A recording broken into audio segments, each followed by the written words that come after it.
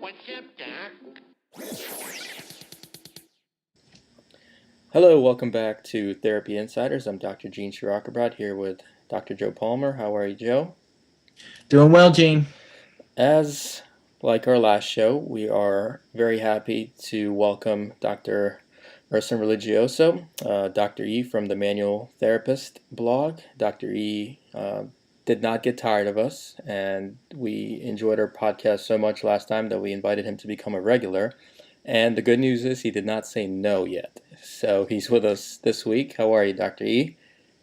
I'm great. We've actually all been talking for an entire week, and we decided to start hit record again. Exactly. And Yes.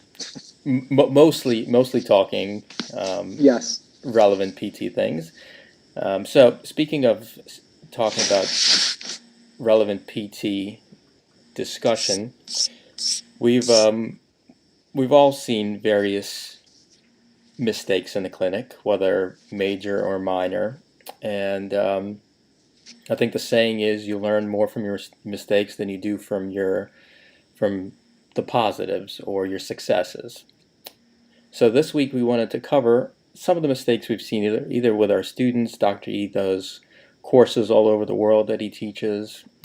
Joe, a successful business partner, sees new clinicians come through his clinic that he has to train. So we'll kind of go around and talk some of the things we see, and hopefully you guys can relate to some of them and maybe even keep you from making some of them. So we'll see. How about we start with our dignified guest, Dr. E. You want to get this party started? Sure. Well, basically, I think I alluded to it in the last podcast, how much of a fan I am of modern pain science and what it shows, according to a very good body of research and numerous articles about how explaining pain to someone can reduce fear, can reduce anxiety, and thus raise pain and movement thresholds. Because what many people want to know, what is wrong with them, sometimes actually just telling them that pain does not equate damage, especially if they weren't injured, and that your nervous system is only being vigilant and trying to protect you. That even them realizing more what pain is not rather than what it is very helpful. So I think a mistake I just made even last week, and this resulted in a very, very difficult patient scenario, was that I was seeing a third-year resident who was osteopathic trained, and he was in family med. He came to me because he wanted a diagnosis, and I just did my usual kind of pain science spiel, like the diagnosis doesn't matter, and wouldn't you be happy if I gave you various ways to treat this after I got you moving better? And he was basically saying yeah, but somewhere along the line he just flipped out at me and said, you're not listening to me. All I really want are three differentials. Like, everyone should have three differentials. What are your three differentials for me? And I was just kind of taken aback, because until then he just was pretty much nodding his head, and I just progressively started losing him more and more and more. And it's not like this one size fits all kind of thing. And certainly we don't do that, but I pretty much assumed that I was reducing his fear, but I was actually heightening it, because he didn't tell me, also because he was 30 minutes late for the appointment and he didn't have time to fill out the intake, and he was the last visit. You know how that goes. Always perfect timing. Right. So I figured he would tell me his relevant medical history, but what he left out was that he had chronic low back pain with radiating leg pain for about 4 years, and he went to two other osteopaths who told him the MRI didn't matter and you should just try PT. And this guy's still a believer in PT, and he said he tried McKenzie and all this stuff that I was basically preaching, and it didn't work for him at all. And then he had surgery, and 3 days later he was 100% pain free. So I can see why I was probably irritating the hell out of him. It was a perfect storm, sounds like. Yeah, it was. So to even assume that would be alleviating, I guess my what I learned from that you should always have them fill out the paperwork, no matter what.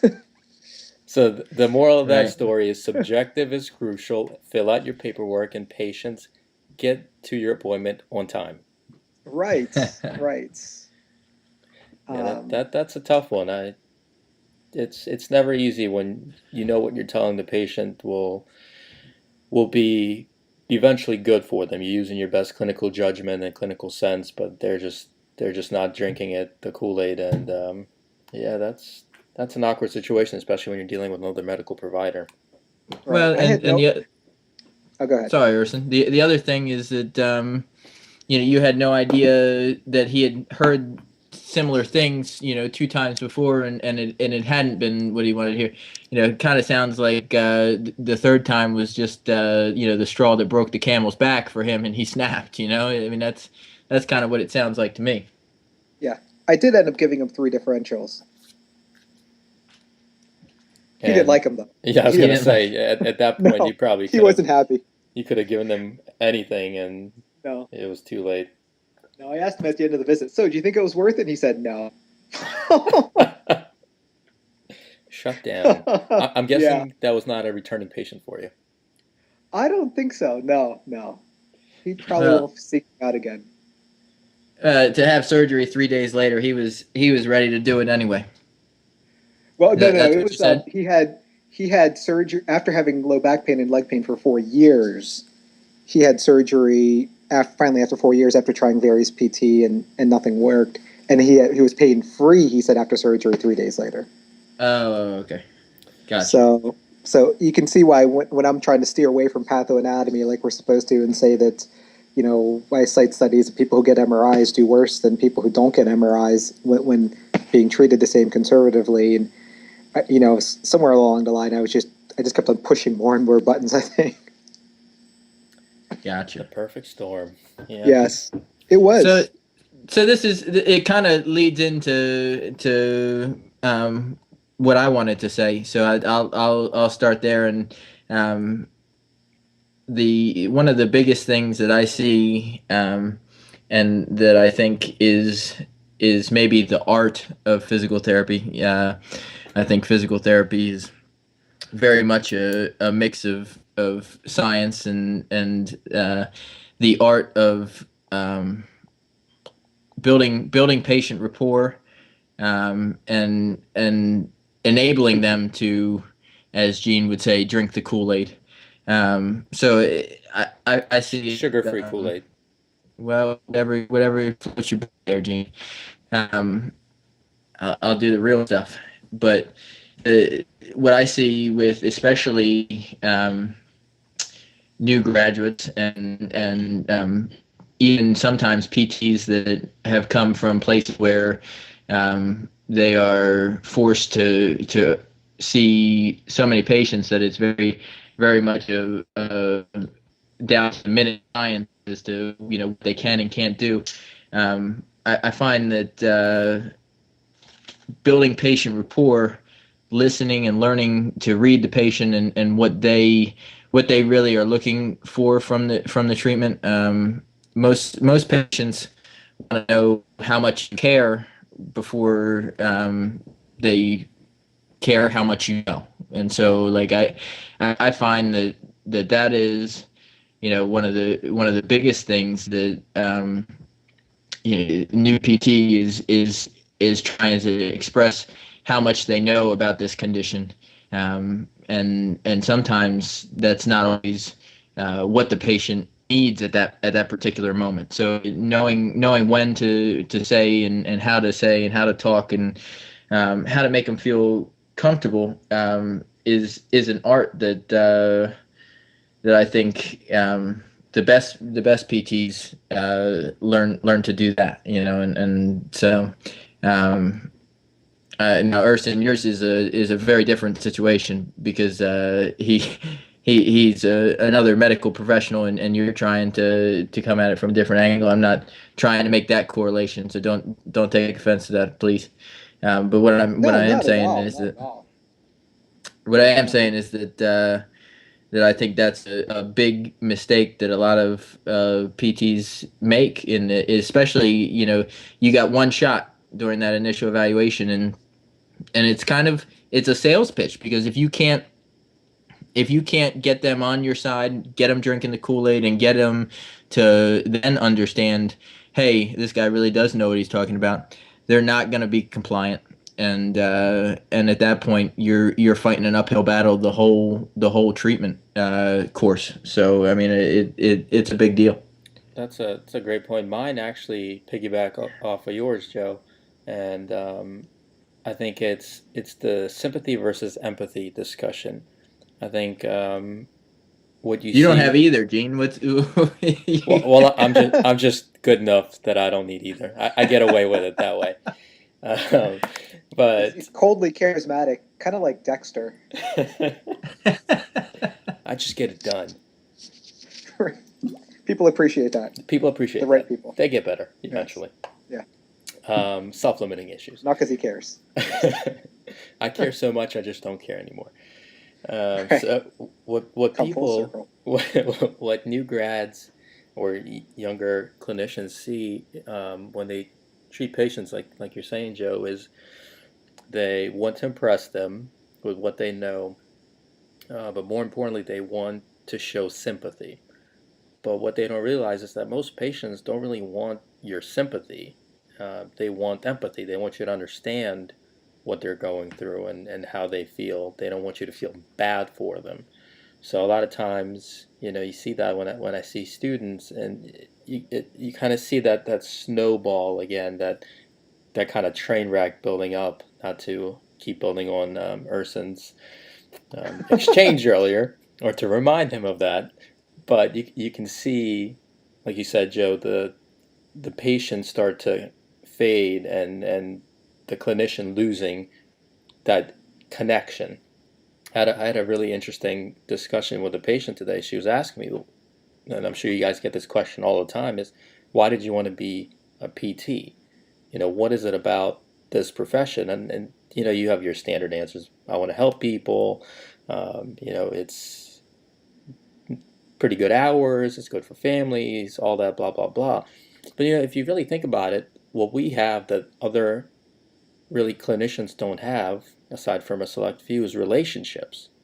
We spend 2-3 times a week with a patient for 4, 6, up to months if they have post-surgical rehab, and we generally build relationships with people. And if you can't have that interaction with a person, if you can't understand how to separate sympathy and how to separate empathy and how to really read that person, like you're saying, you don't have a relationship. You just have a patient that you essentially clock in and out, and I think that makes a big difference in how somebody heals and how your treatment progresses. It Yeah, does, and in the case that you can't fix them. I know that doesn't happen to you, Gene. I don't even know what that means.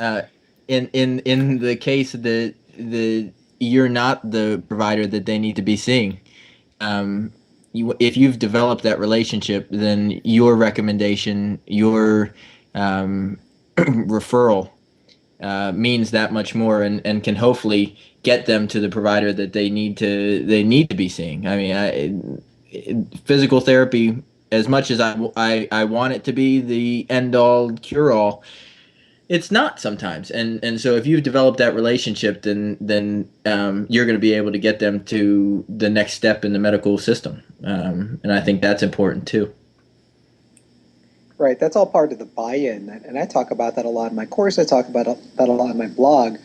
Like, buy-in is very important. I mean, and I think you're right. Novice clinicians really are out there to prove how much they know, and they really just forget that the patient, like, everyone has their own story. Like, my patient had his own story, and if I had known that story, I probably wouldn't have approached it that way. But I think we often forget to ask. But not to say that you're a novice clinician by any stretch of the imagination. That's just No. No. I've been out there for almost too long, actually.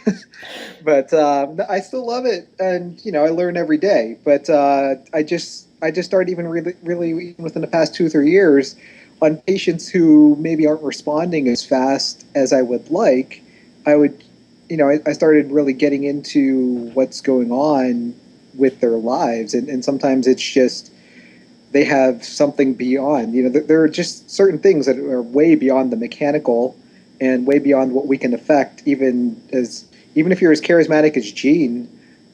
Sometimes we just can't get through to people with like the half hour or the 20 minutes or the hour for a week. Imagine like that they have to go back to their life, their crappy job, their whatever, their enabling family, and I think conversely, sometimes we just forget to ask, like, what are your goals, or what does this pain mean to you?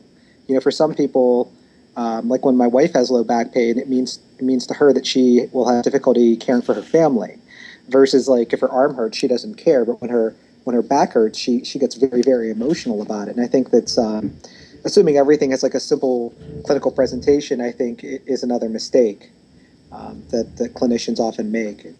I've been guilty of that several times in my career. Absolutely. Yeah, I think we've all had, and that's a great point. We all have. If you smell something that you smelled sometime in your childhood, you have that kind of, I think it's your limbic system, right, that connects all that, and you have this recollection of what it was. And it's got to be the same thing with somebody that's having some kind of pain or new pain. You don't know, like you said, really their story until you develop that connection and you listen to them and really hear what they're telling you. Right. Did you just bring in the limbic system, Gene? Yeah, I don't know. I just blacked out for a second. It just came out of my mouth. I heard him typing. I think he was Googling. I think what you said, Urson, about your wife and why she gets emotional about the back and not the arm, and that brings in again what you were talking about the earlier, the whole fear dynamic of pain, and how her back has more consequences in her mind than her arm, and so that does factor into every patient's pain. Mm-hmm. So when somebody is in pain, right, and we see them, we obviously want to get them better and restore function. And one of the things that, honestly, well, I'm not going to confirm or deny that I have a mistake that I've made or struggle with, but you read about it. I've read about it. I've seen some videos. I've heard stories of, and I see this all the time. This is almost 9 out of 10 students and young clinicians have this.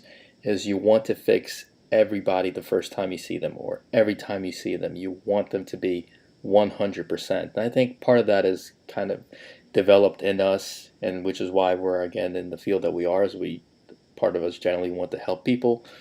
At least I would hope that's why most of us are doing this. And it's once you have, I think you call them fast responders, right, Urson? Yeah, rapid responders. Rapid responders. Once you have that rapid responders, you want everybody to be a rapid responder, because you have somebody barely sitting in your chair filling out paperwork, and then you have somebody walking out shocked and awed that there's no pain. When one of my first patients that I had as a clinician was this woman. I still almost remember it like it was yesterday. She was filling out her paperwork, barely able to sit in the chair, squirming, and early 30s, fairly young. She comes in, tells me her story, low back pain, seen 3 PTs, really kind of at her wit's end, has been in really bad pain for 4 months, low back pain, just can't focus on work, and she doesn't know what to do. So, I check her out, ask her what the other PTs have done. They barely even touched her back. So, I check her out, and regardless of what philosophy you follow, so again, biomechanical, her SI joint wasn't really moving. It was jammed up. So I looked at it, and I was like, all right. In my mind, everything made sense that this was an SI joint restriction, hypomobility. So I kind of set her up, did a couple techniques just to calm the system down, and I manipulated her SI joint. Got a nice clean cavitation. She stands up, takes a step, and starts crying, just full on tears, crying.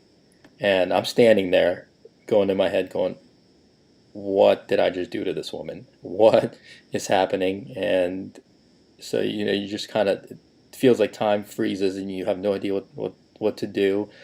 So I was like, what's going on? Are you okay? She's like, I don't have my pain. And that was just that kind of emotional release for her, that she didn't have pain. And, seeing that's, I know what I want out of all my patients. But, her pain came back 80% better, but still, and, she stuck through another 4 weeks and we did all the rehab and she was good to go. But seeing that, I know it's what you want of all your patients. And until you can see that that's not a possibility or a realistic possibility every time, that's a hard pill to swallow, I've heard. Meaning you want to make them all cry, Gene, or? Therapeutically, yes. The ARC tissue is next. I like it. That's a good idea. Right. Yeah,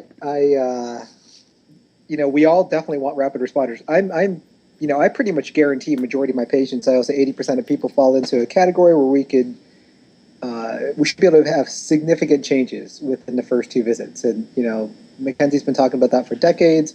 Chad Cook backed that up in some research that I like, that said that if the patient basically improves significantly on visit 1, if they maintain even a semblance of that improvement to visit 2, then it's good outcome. So I even tell people that, because that also helps them buy in and helps them be more compliant. It's like, my message is you're gonna have some of the improvement if you do what I tell you to do. But yeah, it is still disappointing when you don't have a rapid improvement and something other than like a frozen shoulder, that you wouldn't expect it, or a post-op. And it's still confusing, and it's getting to be a definite small percentage of my population, but we don't get into this profession to lose. Absolutely. And we all, the more you learn and the more assessments and the more tools you have in your bag, the more people you can make into rapid responders. But it's tough, and I think that real quick, the one thing I tell students is that you should really be happy, because I'm sometimes disappointed when someone comes in with a 9 and you get them down to a 1 or 2, and you're disappointed. Sometimes the patient is ecstatic and you're disappointed, because you didn't get them to be a 0.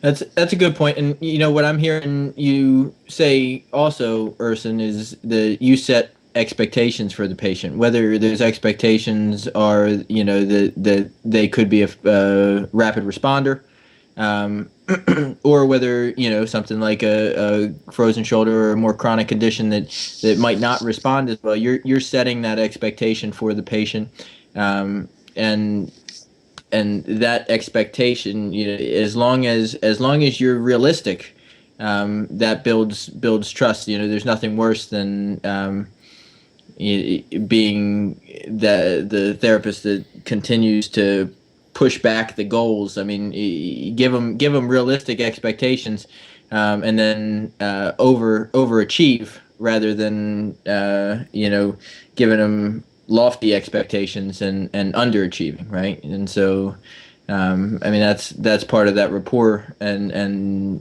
making sure that they trust that you're shooting them straight, to the best of your ability, Right.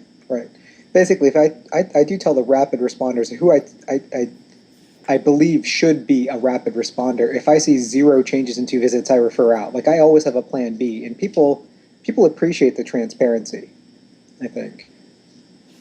Especially because I'm spending an hour with each one at this point now that I'm cash based. I mean, it's like, if you can't make significant changes, you see 0 changes after seeing someone for two straight hours, or not 2 straight hours, but 2 hours over 2 consecutive visits. You're probably not going to make any big changes. I mean, there was a McKenzie research article, I think they studied it in the 80s or something, and it's still pretty much true now, though. They found that if you if you couldn't make significant changes within 6 visits, then it was actually a very, very tough case. And I think we can all agree upon that, because basically you're looking at somewhere between 3 and 4 weeks. You haven't made significant changes. That's a tough case, right? I mean, that is even if it should be a rapid responder, they're not a rapid responder for you. Right. And it's Correct. that's where that experience piece comes together. Or, actually really just being a good, you might not, let's go back to your case for a second, Urson. Again, not to bring it up to rub it in your face. But when somebody comes in, we're kind of trained to look at diagnoses, right? We have pattern recognition. So in your mind, whether that's what you tell the patient to empower them or not, in your mind, you're still kind of going through what could this really be? And if you have a good understanding of what's in front of you, a simple restriction, if there's such a thing, or a spondylitic change which presents as an instability, those take a long time for the system to bounce back from. But again, it comes back to what we talked about is our goal for the patient versus the patient's goal for themselves. Because even though they might have an instability in their system, that'll take more time than they're going to spend with you, that they'll have to be diligent with home exercises and all that afterwards. Your goal for them might be an even tougher goal than what they have for themselves. And again, it comes back to what we talked about in the beginning, is listening to your patient. Right. God, I love it when this thing just comes full circle. It's a thing of beauty. Right, yes, we start with Urson's train wreck and we're going to end with Urson's train wreck. Well, I was going to say with the moral lesson, but if that's the way you want to go, I'm okay with it. Okay, yes. I'm going to cry myself to sleep tonight. And then you'll feel better in the morning. It's okay. I should, yes. All right, so we would love to hear from you guys. Please leave us a message or a comment on iTunes. Go and visit themanualtherapist.com, Urson's blog. Let them know some of the mistakes you've seen or made, and what you learned from it, how you got better. And if we hear anything interesting, maybe we can talk about it or share it during our next podcast. So again, Dr. E, thanks for joining Joe and I on the Thanks for having me. Therapy Insiders this week, and we look forward to recording more podcasts with you. Yes, I'm on the inside now. It's great.